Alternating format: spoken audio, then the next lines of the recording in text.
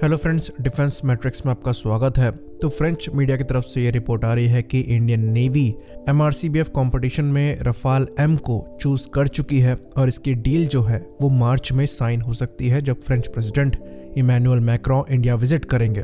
तो कुछ दिन पहले इंडियन मीडिया में भी ये रिपोर्ट निकलकर सामने आ रही थी कि रफाल M यहाँ पर FA-18 सुपर हॉर्नेट को डोमिनेट करता है और इंडियन नेवी के कंपटीशन में आगे दिखाई दे रहा है। तो इस न्यूज़ के सही होने की पॉसिबिलिटी थोड़ी बढ़ जाती है।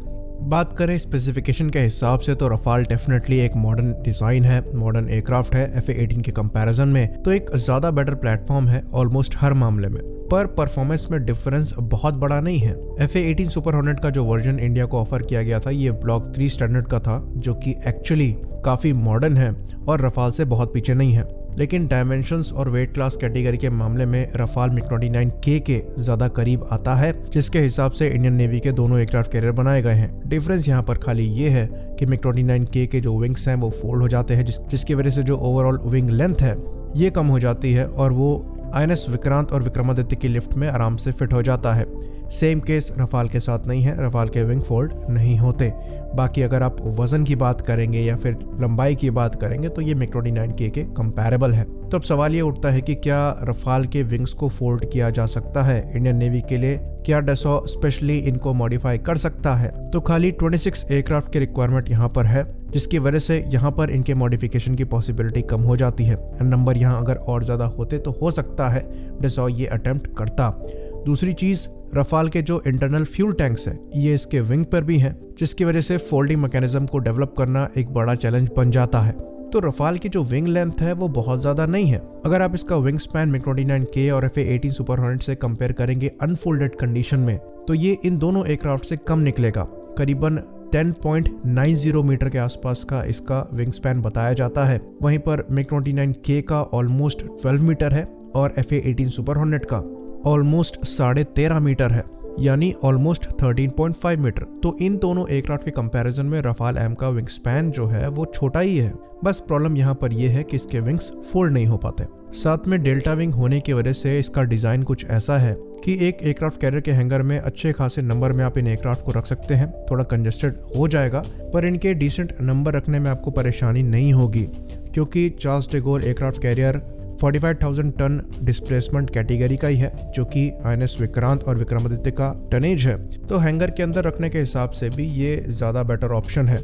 पर अब सवाल ये उठता है कि ये इंडियन नेवी के INS विक्रांत की लिफ्ट में कैसे फिट होगा, जिसकी चौड़ाई 9 मीटर बताई जाती है। तो डेफिनेटली यहाँ पर हम गैस ही कर सकते हैं, लेकिन जो इंडियन नेवी यहाँ पर डेमोन्स्ट्रेशन ले रही है उनको ये चीज़ ज़रूर दिखाई गई होगी कि इस एयरक्राफ्ट को कैसे फिट करने के प्लान है, और डेफिनेटली ये फिट हो ही रहा होगा, भले यहाँ पर कुछ पार्ट्स को निकाला जा रहा हो। इसलिए इंडियन नेवी इनके डेमोन्स्ट्रेशन तक गई, वरना इस प्लेटफॉर्म को पहले ही रिजेक्ट कर दिया गया होता। हमें ऐसा लगता है कि विंग टिप हार्ड पॉइंट्स को रिमूव करने के बाद ये एक टाइट फिट हो सकता है लिफ्ट्स में। बाकी जैसा कि रिपोर्ट आ रही है इनको लिया जा सकता है, तो इनके इंडक्शन के बाद हम देख ही लेंगे।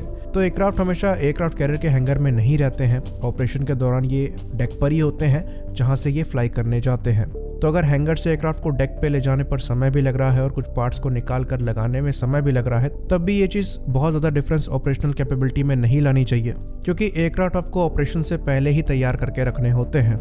बाकी बीच में कुछ ये भी रिपोर्ट आई थी कि डसॉ तैयार है इंडियन वेपन्स को अपने रफाल में इंटीग्रेट करने के लिए। तो ब्रह्मोस NG का इंटीग्रेशन डेफिनेटली यहाँ पर फ्यूचर में होगा और रुद्रम सीरीज के मिसाइल्स भी यहाँ पर डेफिनेटली लगाई जाएंगी।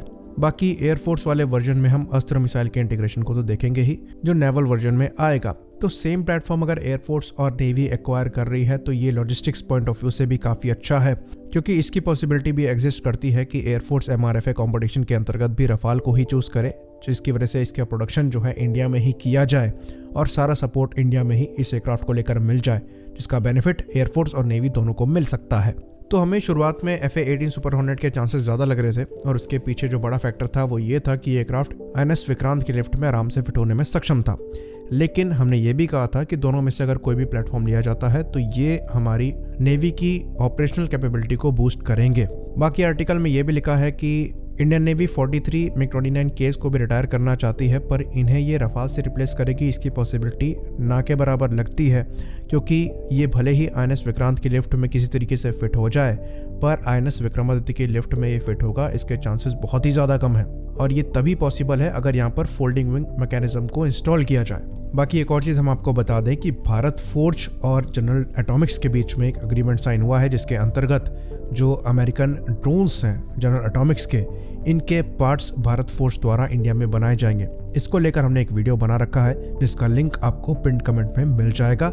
आप चैनल विजिट कर सकते हैं और चैनल को सब्सक्राइब कर सकते हैं। इसी बात पर हम इस वीडियो को ख़त्म करेंगे। लाइक करिए, सब्सक्राइब करिए। जय हिंद।